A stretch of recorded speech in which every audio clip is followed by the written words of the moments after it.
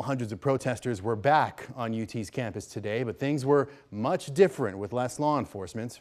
Following yesterday's event, Governor Greg Abbott said the protesters belong in jail and that anti-Semitism will not be tolerated in Texas. Our Nabil Ramadna spoke to those both pro-Palestine and pro-Israel students about the governor's message. Nabil is live from UT.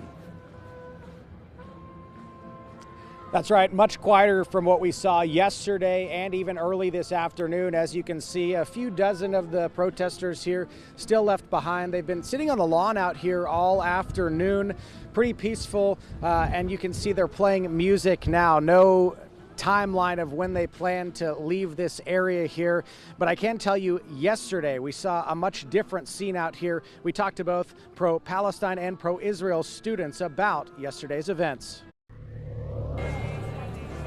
One university, but two different sides. Students who are pro-Palestine.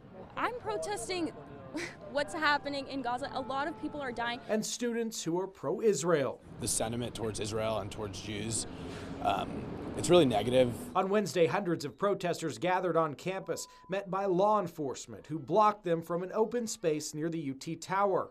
Some of them were arrested.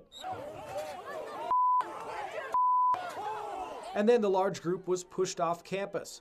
Governor Greg Abbott sent this message out on X during the event. Anti-Semitism will not be tolerated in Texas, period. Students joining in hate-filled anti-Semitic protests at any public college or university in Texas should be expelled. I was walking around the protest with an Israeli flag yesterday, being called a Nazi. And to me, that's pretty I think that's absurd. I think that's crazy. Jewish UT students Tyler and Jeremy expressed their concerns with some of the things they heard on Wednesday. Kudos to Governor Abbott for really doing a great job to stop this anti-Semitism. Of course I think there's anti-Semitism. They're saying it to our faces. They're putting it on signs. For Sarah and Yasmin, they showed up to show support and raise awareness about innocent people being killed in Gaza.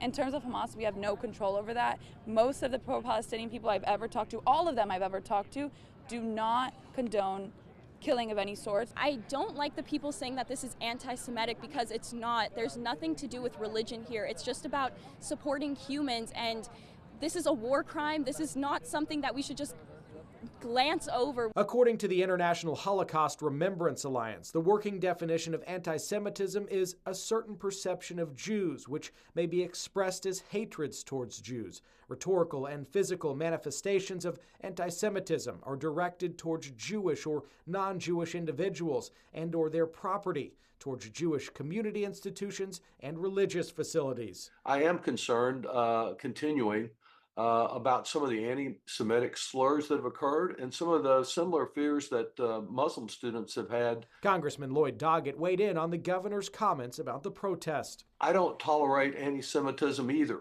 I have a long record of that, nor do I tolerate Islamophobia. Both are as wrong as racism. But it is wrong for Governor Abbott to attack these students as being Hamas supporters as he did. Doggett says he hopes to continue conversations with both sides. It is possible to disagree and disagree strongly, as I certainly do, with the right-wing Netanyahu government and its policies without being anti-Semitic.